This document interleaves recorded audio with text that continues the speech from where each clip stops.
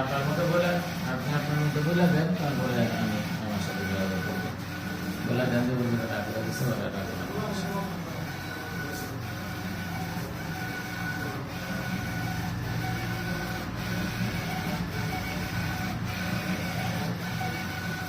যদি দিতেছে না মোবাইল বসছিল তো